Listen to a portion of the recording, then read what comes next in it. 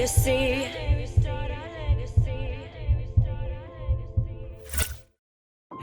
What's up, everybody? Welcome back to episode 14 of The Climb, and today on the show we have none other than legendary pioneer himself, MobileMatt. MobileMatt, say what's up to everybody.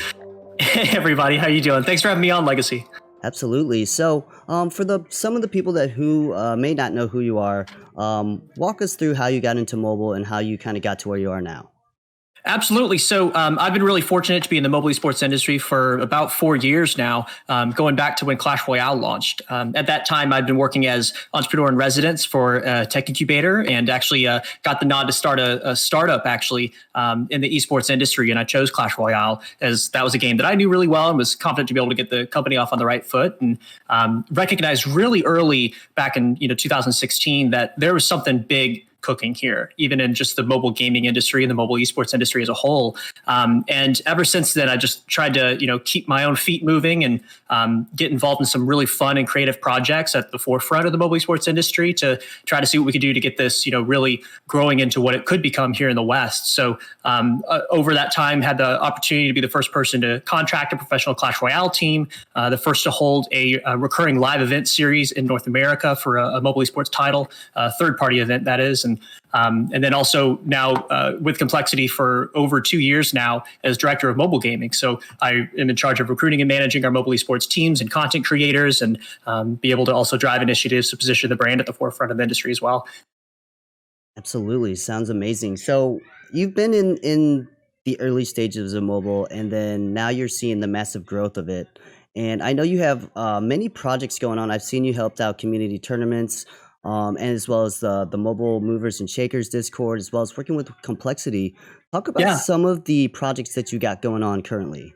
Yeah, absolutely. So I'm just the type of person that I love getting involved in a lot of different things. And so I'm starting to get a little bit more wise about how I can make the most impact. And, I've run a lot of community events myself. Even last year, I ran a series called Clash Contender Series to operate kind of as like a minor league, if you will, for the Clash Royale League. But as recent months and this year especially, I've really tried to make the most impact in empowering other people, because I found that I can really cause like ripple effects in that way and just make an impact that's bigger than just myself as an individual. So I've been really fortunate to be able to work with some phenomenal community events in the mobile esports industry as a sponsor and as an advisor to help them ramp up professionalism, broadcast quality, and strategic partnerships as well to help take those series to the next level. And then also, as you mentioned, I have a Discord server that I've started now called the Mobile Movers and Shakers, which is basically just a group of super passionate go-getters in the mobile esports industry. And it's kind of a hub where people can exchange ideas, get advice, meet other people. Because one thing that I've recognized also is that there's not enough connection in between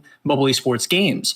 They kind of start their own scenes and their own communities, and there's not things built really to kind of connect people. And so I want to help be that bridge in that sense with that server. So I'm really excited about that. We actually had a new series, if you will, roll out on that Discord server, which is basically like a weekly call where we talk about the latest breaking news in the mobile esports industry.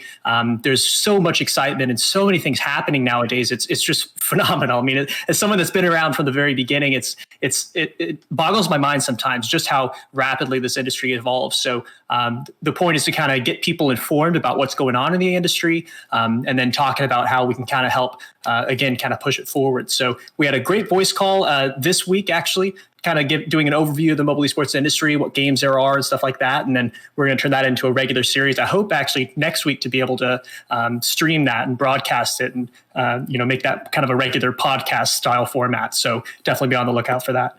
Oh, yeah, that would be amazing. I'm sure so many people would tune in. I was actually in the call. There were so many knowledgeable people in there, and I think that would provide so much value for the people watching. But you mentioned breaking news, and speaking of breaking news, the eSports Awards announced finally there is a mobile category, and not only that, but you are the ambassador for mobile. So talk about becoming an ambassador for the eSports Awards and kind of the impact that you want to make for it. Yeah, I mean, let me say, first of all, I mean, this is something where I personally just have to kind of pinch myself because, first of all, the mobile esports industry is going to be properly, authentically recognized at the eSports Awards, which is just in and of itself just a wow moment for this industry.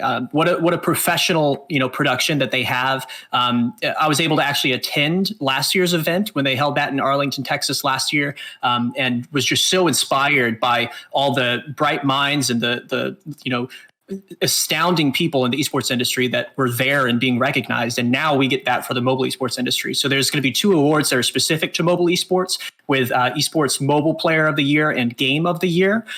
So really, really excited to have the mobile community rally around this series and those awards to recognize the best. And then, as you mentioned, I was really fortunate to be one of the panelists. I was selected as a panelist to help, judge these awards and help guide their entry into the mobile esports industry. So insanely humbled. I hope to really represent mobile esports well, in the panel for that series. And man, I feel like there's just some milestones along the way with the mobile esports industry that, things happen and to someone that isn't necessarily in the mobile esports industry, they may look at it and be like, oh, is it really that big of a deal? But to us, it's like, man, this is awesome. Yes. So this is one of those moments. I just am so happy for us here. I mean, that's such an amazing thing. And as being someone that's started from the early stages to now and seeing the massive growth, you've obviously gone through so many grassroots stages to get to where you are now with all your little initiatives that you've done and big initiatives along the way. Mm-hmm. So what are kind of some of the ways that people can build their community from a grassroots perspective, and what kind of advice can you give them to kind of like move it along? Yeah, I mean, that's an awesome question. So one of the things that I've been really fortunate to be able to witness along the way in the last 4 years or so in the mobile esports industry is the growth of multiple communities.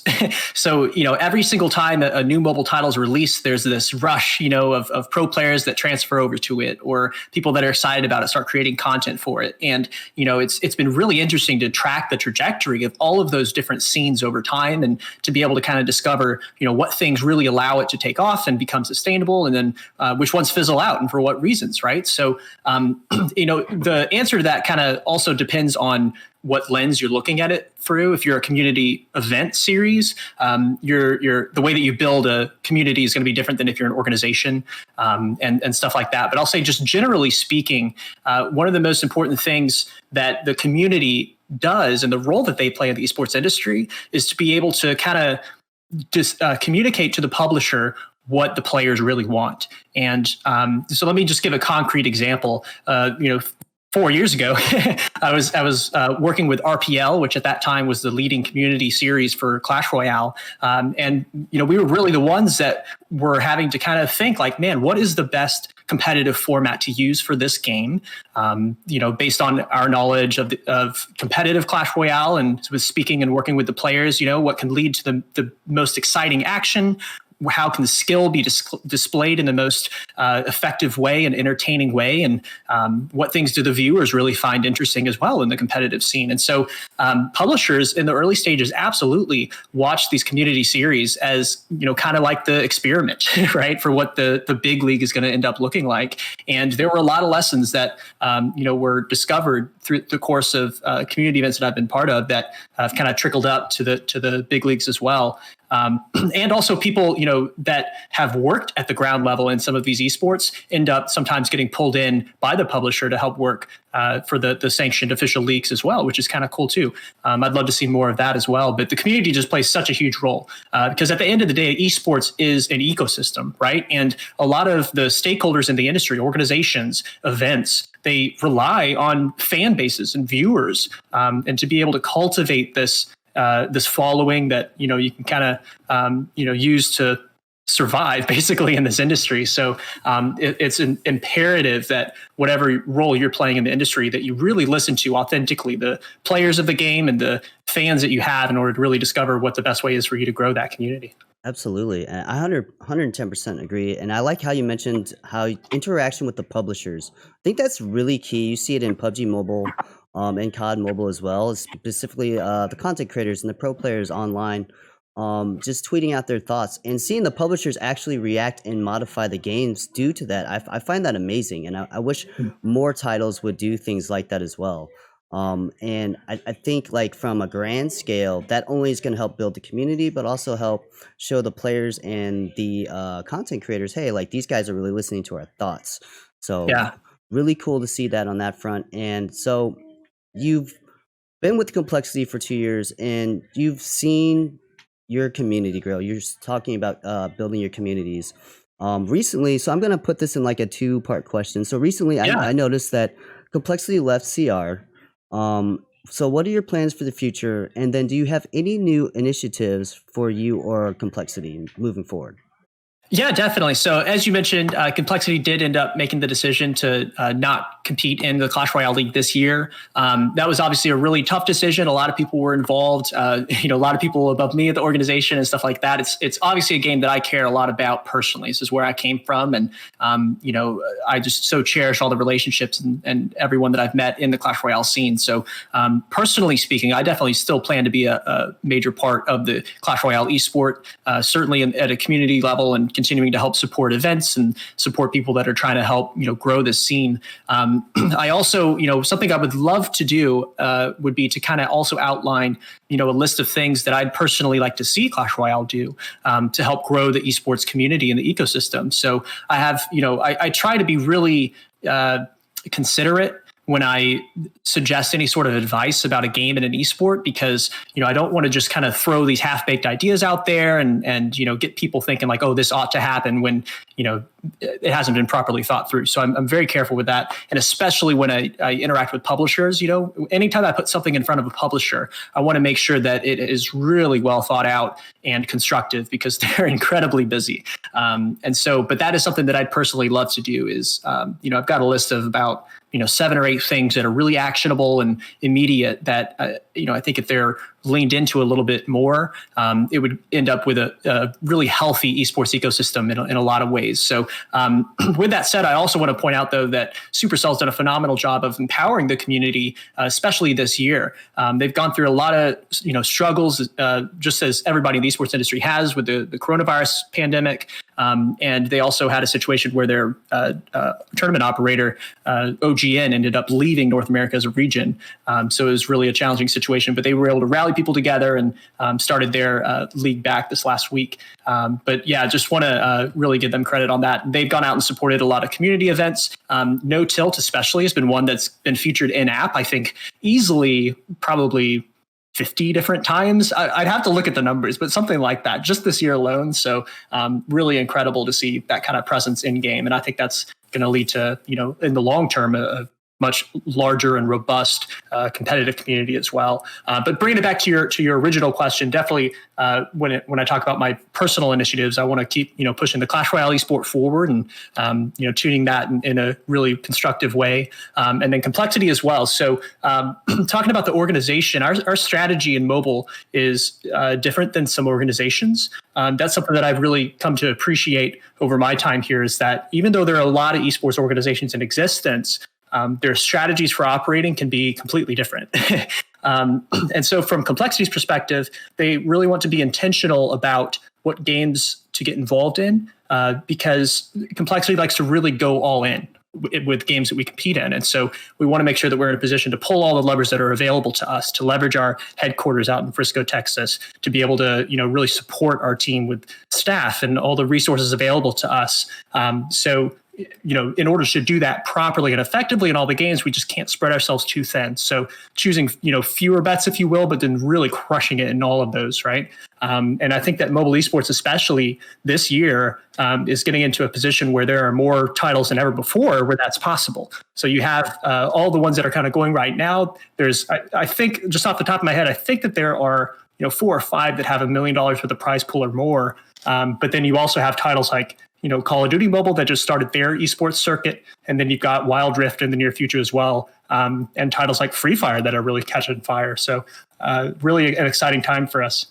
Absolutely. And you mentioned Wild Rift.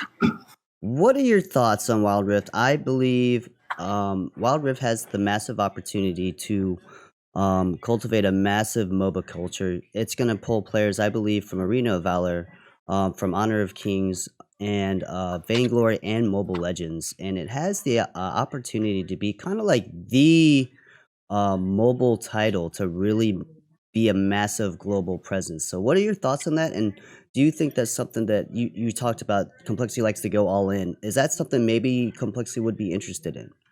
Well, listen, first of all, let me say I cannot wait for this game to come out because personally, I think that I may end up playing it a little bit too much. I loved Arena of Valor when that was released, and I ended up grinding that one a lot. So I love MOBAs as a genre, and I think it works actually really well on mobile, and it's a little bit underrated, actually. I think, there's obviously a little bit of a stigma when people look at games being ported to mobile or some genres they think aren't necessarily suitable for the interface and the control mechanics, but I think MOBAs work actually really well.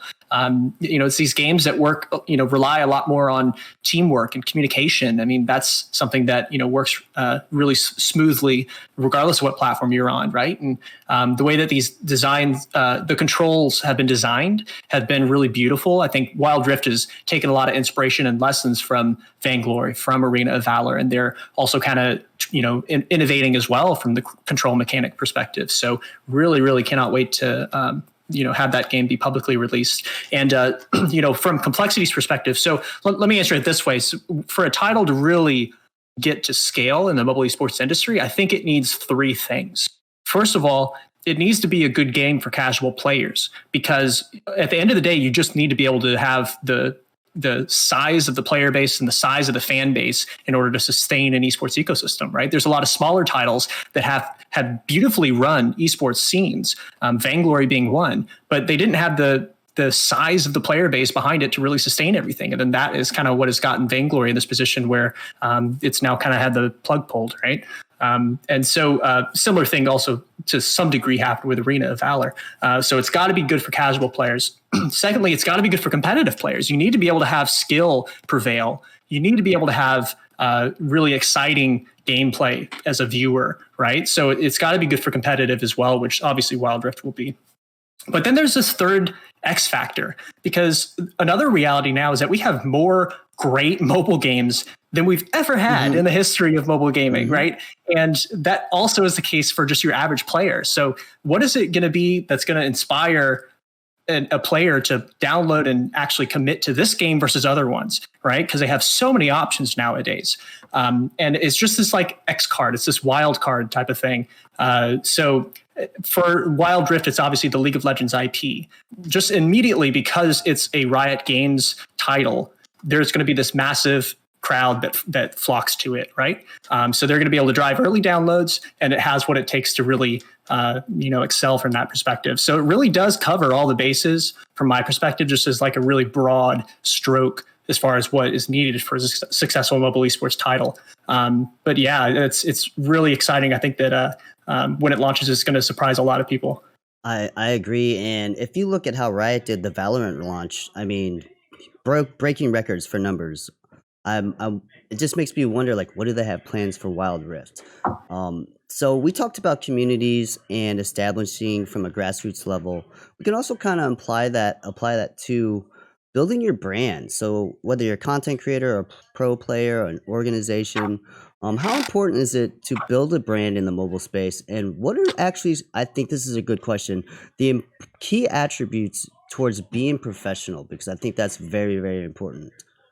Yeah, I mean, that's a great question. And that's actually something that I've really tried to make an effort to help educate people on for at least 3 titles. I did this for Arena of Valor, did it for PUBG Mobile, and a couple more even actually. I hosted kind of a workshop when this esport at the very early stages. I ended up hosting these Discord servers to help bring people together, talking about, hey, what can I be doing right now at the very beginning of this wave to position myself for success and to help build my brand and market myself. And so that's something that actually is really important to me personally. So there's a lot of things that go into that. If I were to summarize it into some of the, key points, you obviously need to be able to, portray yourself professionally. There's a lot of people in the early stages of mobile esports that just don't know better. Maybe it's their first go at a mobile esports title, and they don't really know the ropes and stuff like that, and so they end up tweeting some things without thinking. And so you got to be able to control your personal brand and the way that you're communicating.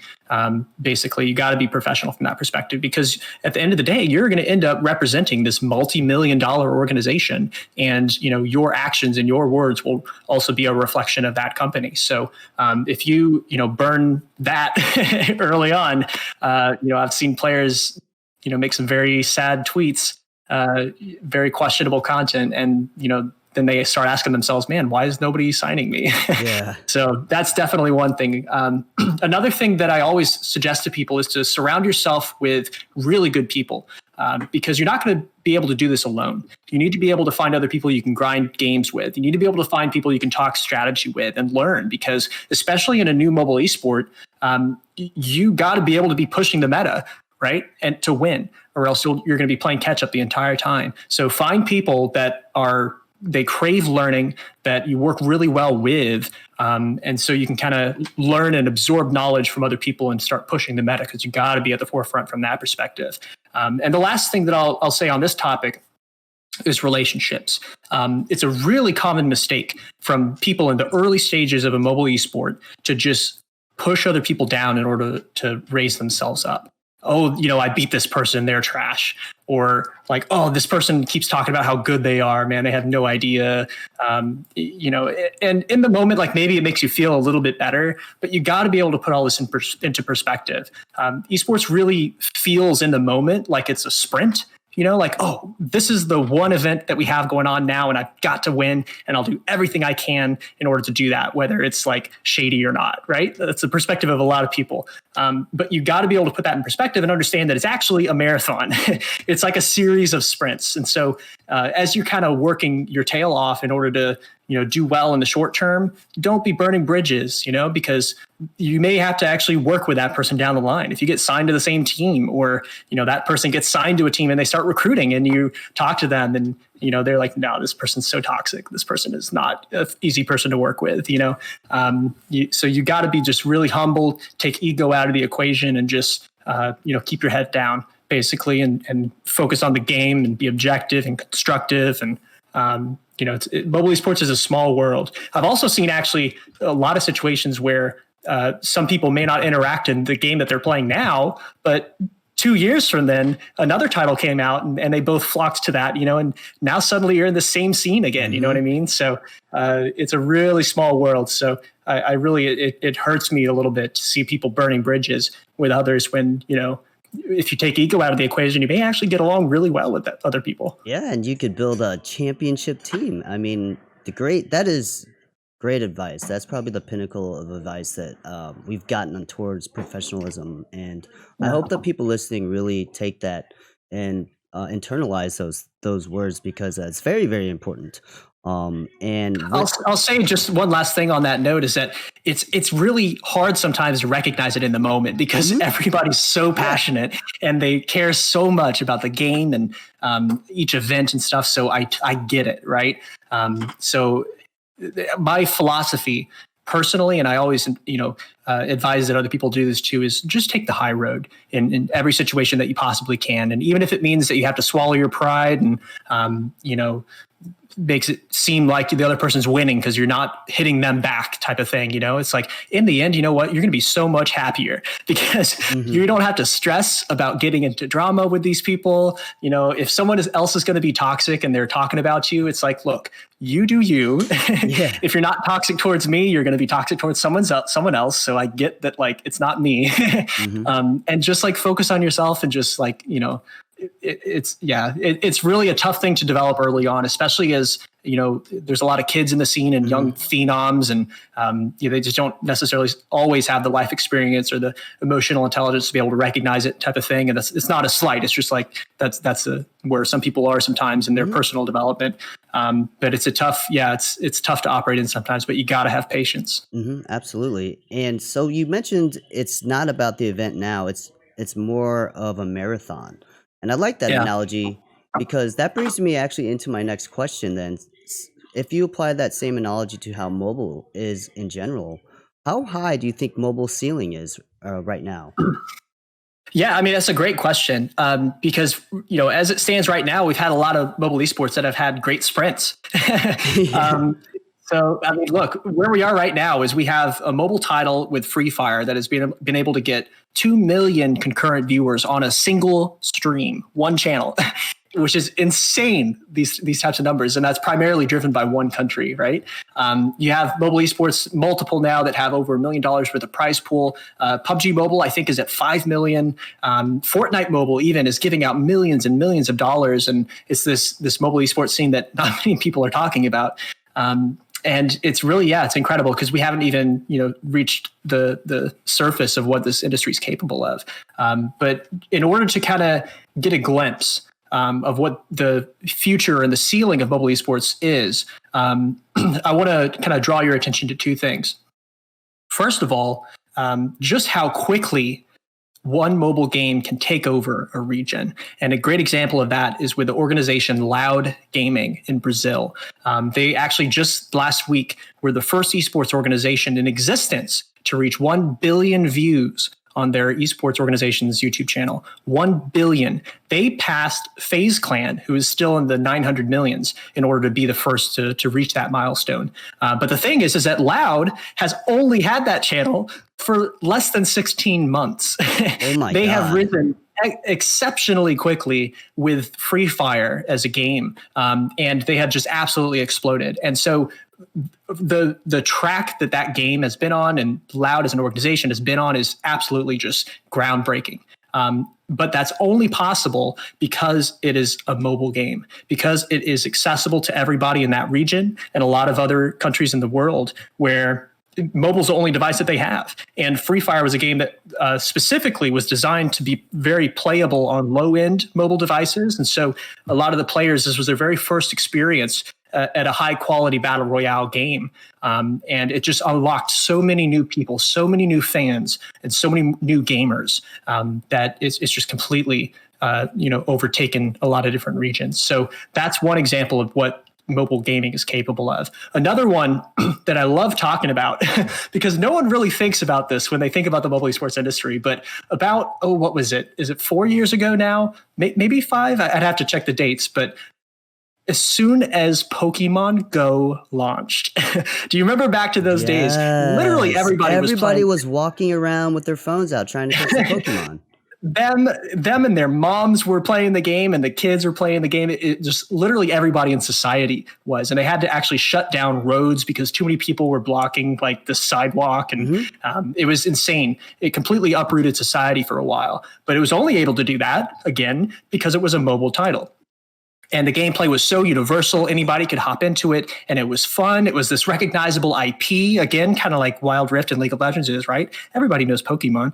And so it ended up being this global phenomenon that blended gaming and social and events, right? If you think about, mobile esports events, I think that Pokemon Go's launch was actually the most successful one because you had this series of geolocation events going on at the same time. Everybody was going down to the street to their local Pokestop and catching Pokemon and stuff. So it's absolutely phenomenal. So those are two examples of these groundbreaking things that literally only could have happened because they are on mobile that we're going to end up seeing more and more cases of. So what is the future of mobile esports going to look like? I think it's going to be taking a lot of good attributes about both of those cases. Oh, I love the Pokemon analogy. I actually have not even thought about that until you just mentioned it. And that's an amazing feat. Literally global. It was literally a global phenomenon for months and months and months. So my next question, I do this every time, and it's one of my favorite questions because I love getting perspective from different people, is would you rather be a pro player in any game, doesn't matter mobile, PC, console, or a major content creator or streamer, and why? Oh, man, that's such a tough question. Okay, how do I answer this? Okay, I'll say this. So I'm personally just such a competitive person that I don't know if I could ever be in a spot where competition wasn't part of it. You know what I mean? Like if I was a successful content creator, like, yeah, I could come to terms with it. But there's something about the competition that just draws me in. And, if you've ever seen me, in a Clash Royale environment, I'm the guy that's in the stands screaming like, let's go guys, and like charging the stage when we win. And so I absolutely love that. I don't think I could ever be in a spot where I'm not in some way, having a rooting interest on, the players that are there. So whether that's me, I also learned early on though that I'm not ever going to be a pro player. So maybe that's not specifically the role for me, but I'd probably say that. Okay. Any final thoughts that you want to talk about, or anything that we might have not discussed that you want to touch on? Go ahead and do that now. Sure. So I actually got asked this question the other day, and I thought it was a really good question, and I'd love to answer it here, which was, what is it that the average person can do in order to help mobile esports? The person that asked was not necessarily someone that had like a ton of funds. They could like sponsor events, and they weren't someone that was like an organizer or a team owner or something like that. But they're just someone that's so passionate about the industry and want to see it succeed. And they were asking, what can I do as just like a normal person in order to help this industry? And I really, sat down and thought about that for a little bit. And I came up with some things that I'd love to share. So here's what I think literally anybody can do right now in order to help the mobile esports industry move forward. So first of all is giving real appreciation and encouragement on social media, just to things that you like. Right? Whether that's a series that you saw pop up and you're like, man, I really like that format, or, they really care about the players and helping them get discovered. Let them know. Seriously. I mean, even me, it just gives me so much motivation to hear, an authentic appreciation being sent your way, So that's something that anybody can do. And, a sincere compliment doesn't matter whether you have one follower or 1 million, it's exactly the same value to that person that's receiving it. So the second thing is, I've noticed that sometimes in new games, especially, there can be really talented people that are in positions where they can make an impact that aren't working together. So there's a great tournament organizer, and there's also this person that is looking to help and they don't know how, but they want to sponsor stuff. What you can do is to help connect them. Maybe just tag them in a post on Twitter and just say, hey, I just thought you guys are really great people. And there may be something there, maybe not, but I just thought, maybe you guys should meet. But you as an ordinary person can help build these connections because you're the one that's actually on the ground. You're the viewer that, we're all doing this for, right? So if you're watching a content creator put out a video and it's really great content, and you also know an organization that could be looking for content creators, right? Help make that connection happen, That's something that anybody can do. And at the end of the day, what I've noticed in good communities is that one of the core qualities that you must have are people that love being together. So even you as an ordinary person, as you're in just a Discord server chatting with people and stuff, like, you're kind of the core of what we're all doing this for in the esports industry, right? So just love it, be part of it, contribute your time and your energy and your passion in these communities that you really like. Just little messages, even in a Discord server to, help keep it active and help keeping to talk about the game or whatever the server is about, those I would say would be the three things that literally anybody can do to help the mobile esports industry move forward. The first is just giving real appreciation and encouragement to stuff that you like. The second one is to help make connections with people that you've noticed that do great stuff, right? And it could be anyone, right? It could just be a volunteer admin that you know. And then the last thing is just to be part of it, watch that person's YouTube channel as they put out new content, if it's content that you enjoy, or be part of that Discord server if it's a server that is doing something that you like. So, because all of what we're doing here in the esports industry is about you as an ordinary person. So I think that's a really an awesome thing. A really amazing response to there. I love the deep dive into that. And I love that you actually broke it down to 3 general stages, and I like how there's value from both sides. So well said. And that pretty much wraps it up. I really appreciate you for coming on the show, Matt. I love everything that you're doing, and I'm sure everybody else loves everything that you're doing for the mobile scene. So thank you for being on the show. I am Legacy for Critical Points and The Climb, saying thanks for watching and peace.